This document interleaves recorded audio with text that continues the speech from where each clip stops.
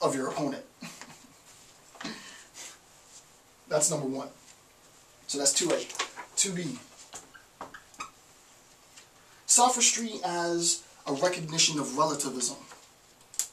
We recognize now, and now I'm going to get even deeper, that this sort of arbitrary discussion of relativism as being the inability to properly hold firm to any claim is clearly not what's being discussed.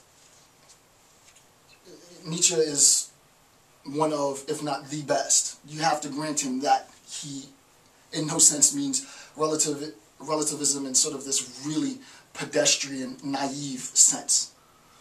Right? It's not that.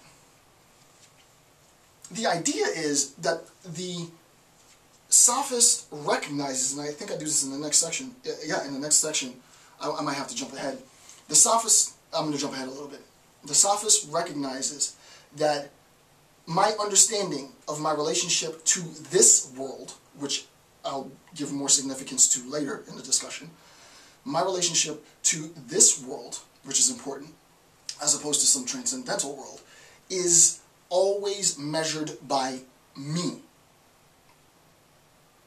We know how much of an egoist Nietzsche is, right? But the idea, people, I can tell, didn't understand my lecture at all with respect, a lot of people didn't get my lecture at all with respect to Nietzsche.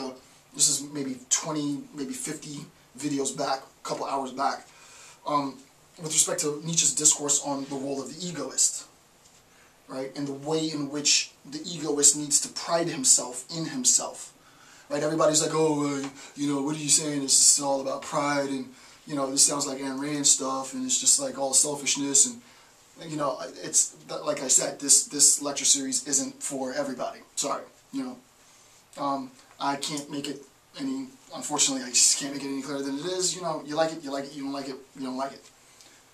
The idea is that relativism is that my assessment of this world is relative to me. Not that I don't have a grounding, right? That's not what it is to be relative, right? To be relative is that the means with which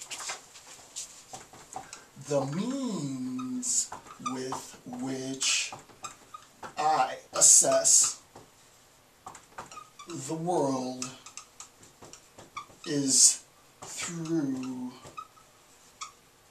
my body. Physical body, my teeth, my eyes, my fingers, my hand, my experience, my childhood, my language, my situatedness, my gender, my race. The means with which I make assessments of this world is relative to me, to my experience, to my body, to my interpretation. There's no way you can ever deny my interpretation. It is absolutely, epistemologically impossible to do so, because my interpretation is grounded in my body. Now, you might be able to deny generalizations that I make from my interpretation, but if my interpretations pertain of the world to myself, how are you going to deny that? You can't. There is no epistemological way to deny it. I don't even need to vocalize it. I can just think it. Right? And Saussure, in even more, another layer of complexity, talks about the fact that the linguistic community and the utterance isn't actually a physiological utterance. At that level, and I'm going to be losing a lot of my viewers now, even the best of them, at that level, at Saussure's semiotics, where we can make sense of the utterance independent to physiological movement of the mouth, I recognize that I am nothing more than a big antenna. I process all of this in Kantian terms, right? Now, you know, Nietzsche hates Kant, so I shouldn't use Kant, but, you know, I'm the antenna. And this world is the biggest transmitter ever. And it's broadcasting information to me and through me, right? So that you recognize, and I don't want to jump ahead too far, you recognize that at least at this level, which is actually pretty deep already, which is profoundly deep, at this level, we recognize that it is a wholesale equivocation to assume that relativism has anything to do with a lack of integrity, intellectual integrity. It's categorically to misunderstand and to assume that relativism has to do with sort of wishy-washy, flip-flopping. You know, I mean, that's not it at all. Relative with respect to the individual philosopher, the individual sophist's body, physical embodiment. That's what Nietzsche means, right, with this discourse. It's not that you don't hold a position. That's categorically to miss the point. 2C. The sophist as the facilitator between cultures, between different sets of knowledge. And I mean sets in, I put sets in the third quote because, you know, if you wanted to go really geeky with it and start doing this in terms of set theory, you could, right? The sophist is facilitator between different cultures, between different sets of knowledge, as indifferent intermediary. Right? This is the role of the sophist. Right? You can imagine that if the sophist, I'll redraw the picture, if we're talking about sort of culture jumping, and we're talking about one person leaving his or her native land to travel and live indefinitely in another land, that they might consult a friend who lives there. And that friend's going to give them information on what they should do. And then based on that, you know, they will relocate. And a good friend will tell you the benefits and the pros and cons for your native culture, the pros and cons for the culture that you're intending to reside.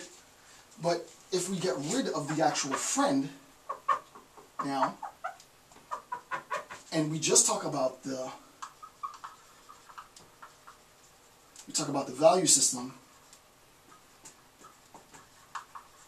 and S plural, the value systems, the sophist is precisely in the position to make conceptual assessments of the diversity, the plurality of value systems throughout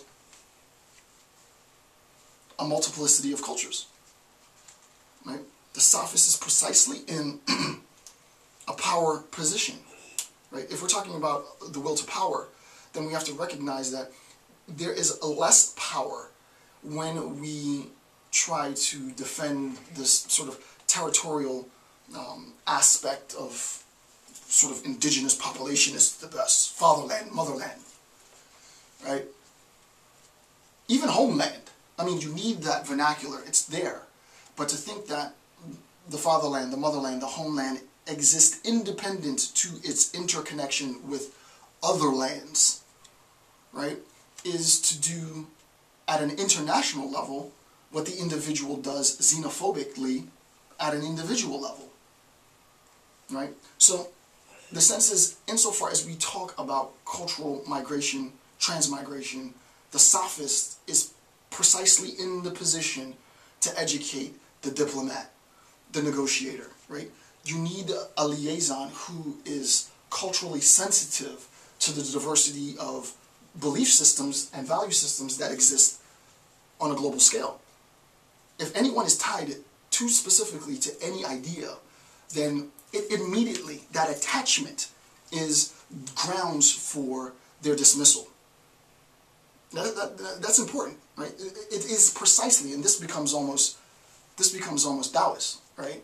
Which is another reason to look more into cross-cultural discourse, cross-cultural thinking, right? It's